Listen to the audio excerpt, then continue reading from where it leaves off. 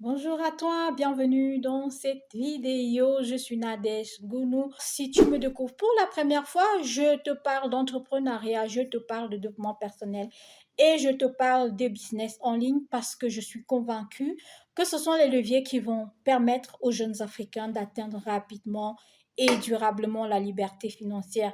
Et si ce sont des thématiques qui te parlent, n'hésite pas à t'abonner, n'hésite pas à te liker et surtout, n'hésite pas d'activer la cloche de notification pour ne rater aucune de mes prochaines vidéos. Alors aujourd'hui, je vais te parler de ce que tu vas faire avant de quitter ton emploi. Cette vidéo est très importante parce que il ne faudra pas faire l'erreur fatale de quitter son emploi pour devenir entrepreneur et de le regretter amèrement toute sa vie. Alors pour éviter cela, écoute rapidement cette vidéo et n'hésite pas à me laisser ton commentaire au bas de la vidéo. Rendez-vous tout de suite.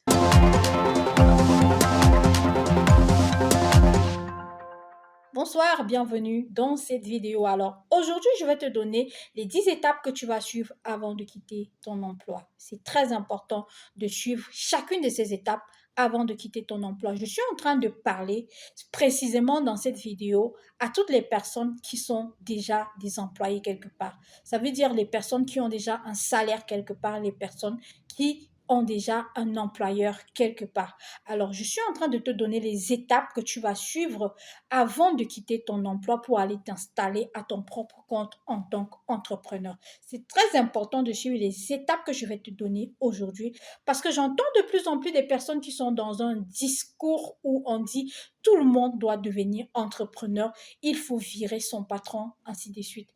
Tout ce discours-là, c'est très beau, mais il faut savoir aussi que lorsque vous vous jetez sans analyser et sans prendre le temps de suivre les étapes que je vais vous donner dans cette vidéo, vous risquez de faire une erreur fatale qui va vous coûter cher et qui va vous faire mettre toute votre famille en péril parce que vous n'aurez pas fait preuve de prudence avant de quitter votre emploi. Mon point de vue personnel, c'est que si vous êtes déjà un employé quelque part, vous avez déjà un salaire, vous avez déjà une certaine sécurité financière. C'est quelque chose de très important et c'est une très bonne base pour vous lancer dans le monde de l'entrepreneuriat. Mais ne le faites pas sans avoir suivi les différentes étapes que je vais vous donner. La première étape, c'est celle du diagnostic. Avant de quitter votre emploi pour vous mettre à votre propre compte, vous devez pouvoir faire un diagnostic de vos capacités personnelles. Vous devez faire une auto-évaluation. Est-ce qu'en l'état actuel, vous êtes capable? Est-ce qu'en l'état actuel, vous avez les compétences? Est-ce qu'en l'état actuel, vous avez les épaules solides pour créer, développer, manager et faire réussir une entreprise? C'est de ça que je parle lorsque je te parle du diagnostic. Est-ce que l'état actuel de tes talents, est-ce que tes compétences, est-ce que ton expérience, est-ce que ton parcours de vie, est-ce que l'environnement même dans lequel tu es peuvent te permettre de créer et de développer une entreprise? Ce diagnostic doit être froid parce que vous devez comprendre que tout le monde n'est pas fait pour devenir un entrepreneur. Si vous voyez que vous n'avez pas la capacité de devenir un entrepreneur, restez dans votre emploi et épanouissez-vous dans votre emploi. On peut être autant épanoui en étant employeur qu'en étant employé. La deuxième étape que tu vas suivre, c'est que tu dois faire le choix.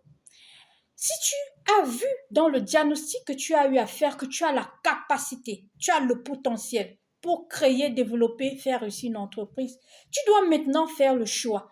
Quel est le type d'entrepreneur que tu veux être? Ou alors, quel type d'entreprise tu veux mettre sur pied? Ce choix ne doit pas être un choix personnel. Ça doit être un choix que tu fais avec ta famille. Si tu es en couple, c'est un choix que tu dois faire avec ton conjoint. Parce que ce sera un choix de vie. Et ce sera un choix d'une vie avec les difficultés de l'entrepreneur. Est-ce que ta famille est prête à faire les sacrifices nécessaires pour ce choix?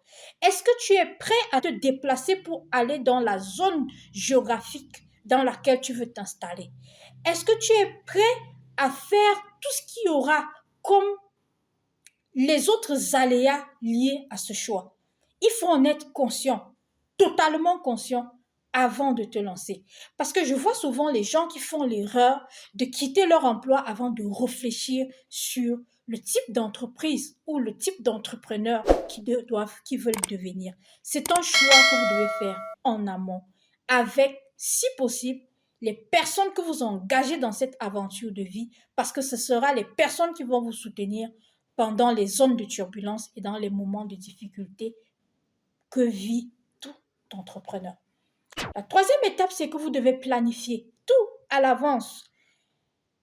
Quand est-ce que vous vous donnez l'échéance pour pouvoir sauter le cap du monde d'employé à entrepreneur? Est-ce que c'est dans 1 an? Est-ce que c'est dans 10 ans? Est-ce que c'est dans 5 ans? Vous devez planifier. Ce n'est pas quelque chose qu'on fait le matin au réveil. C'est une planification parce que la planification, ce sera l'élément qui va vous permettre de faire tous les événements ou alors d'améliorer tout l'environnement que vous avez besoin d'améliorer pour pouvoir atteindre les résultats.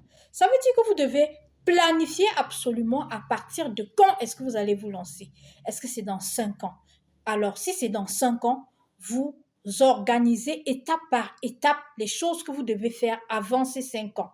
S'il vous faudra déjà avoir une maison d'habitation, s'il vous faudra déjà quitter peut-être l'Occident pour rentrer vous installer en Afrique, s'il vous faudra déjà avoir un certain nombre d'épargnes, un montant d'épargne. S'il vous faudra déjà avoir un certain nombre de compétences, il faut savoir que tout cela sera développé dans l'échéance que vous vous êtes fixée.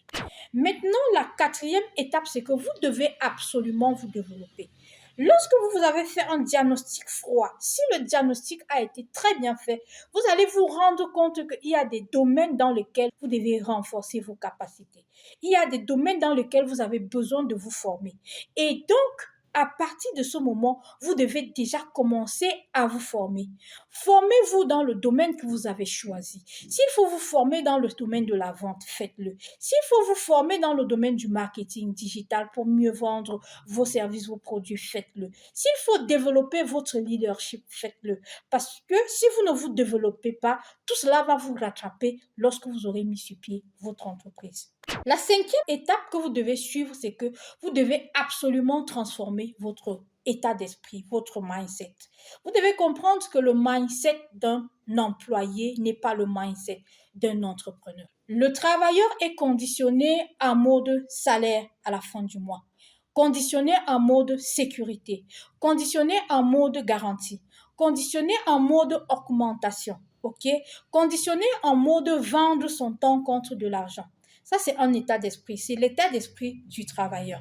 Maintenant, l'entrepreneur est dans un autre mode, une autre manière de penser, d'agir et de faire. L'entrepreneur est conditionné en mode sécurité. OK? Liberté, autant pour moi. L'entrepreneur est conditionné en mode liberté. Liberté financière, risque, changer un produit ou un service contre de l'argent. Si vous n'arrêtez pas pour transformer cet état d'esprit, vous allez aller dans l'entrepreneuriat avec un état d'esprit de travailleur et vous allez échouer. Parce que l'entrepreneur, c'est quelqu'un qui voit à long terme. L'entrepreneur, ce n'est pas quelqu'un qui attend des résultats immédiats. L'entrepreneur, ce n'est pas quelqu'un qui est dans la logique d'avoir quelque chose à la fin du mois, mais quelqu'un qui souvent planifie sur plusieurs années avant de commencer à avoir un rendement, une rentabilité de son entreprise. Donc, vous devez faire cette préparation. C'est une préparation mentale qui est très, très, très importante. Parce que la réussite est d'abord mentale. Dans cette préparation mentale, vous devez comprendre comment est-ce qu'une entreprise à succès réussit par l'état d'esprit du leader. Vous devez développer l'état d'esprit qui va vous amener à faire réussir votre entreprise. La sixième étape que vous devez suivre, c'est que vous devez travailler votre discipline financière.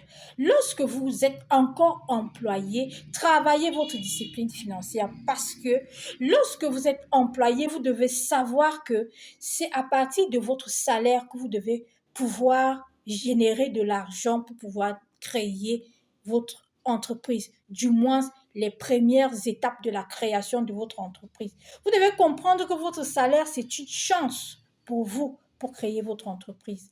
Et donc, vous devez comprendre la discipline financière. Vous devez apprendre à réduire vos dépenses. Vous devez apprendre à traquer vos dépenses. Vous devez apprendre à faire des épargnes. Vous devez apprendre à créer des leviers financiers pour vous permettre de développer votre épargne d'investissement. Septième étape, c'est que vous devez avoir votre épargne d'investissement qui est le fruit de votre salaire, qui est le fruit des économies que vous avez eu à faire sur votre salaire. C'est cette épargne d'investissement qui est le montant d'argent qui va vous permettre de débuter votre entreprise. Le conseil que moi je vous donne, c'est de commencer petit et développer lentement votre entreprise. Cela va vous permettre de maîtriser les risques liés à la croissance et au développement de votre entreprise. Et donc, pour cela, je vous recommande fortement d'utiliser votre épargne d'investissement pour commencer et de ne pas aller commencer avec des crédits bancaires ou alors des fonds que vous avez levés parce qu'à un moment donné, ça va vous donner une pression psychologique que vous n'avez pas eu l'habitude de gérer en tant qu'employé et vous pourrez facilement craquer. Lorsque vous allez avoir cette épargne d'investissement que vous avez réussi à mobiliser grâce aux économies sur votre salaire, ce que vous allez faire à la huitième étape, c'est que vous allez effectivement investir. Vous allez investir dans l'entreprise pour laquelle vous voulez vous lancer.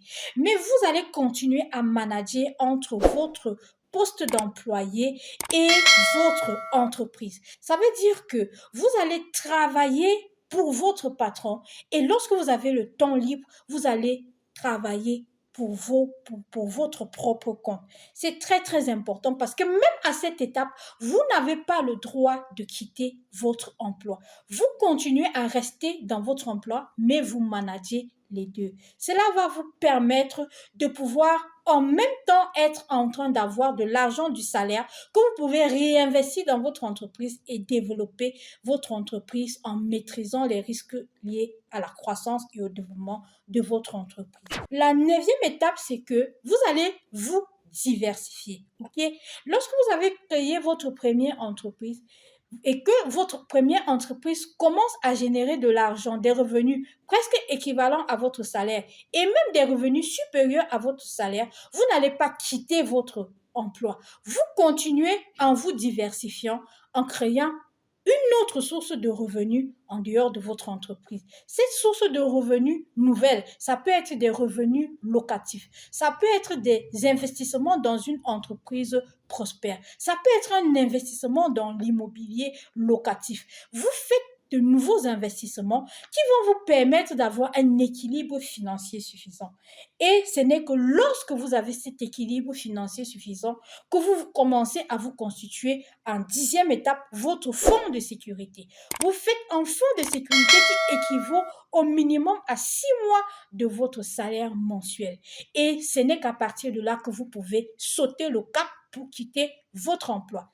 Alors, je suis Nadège Kounou. Si tu me découvres pour la première fois, n'hésite pas de t'abonner, n'hésite pas de liker, n'hésite pas d'activer la cloche de notification pour ne rater aucune de mes vidéos parce que je te parle d'entrepreneuriat, de développement personnel et de business en ligne parce que je suis convaincue que ce sont les leviers qui vont te permettre d'atteindre rapidement la liberté financière.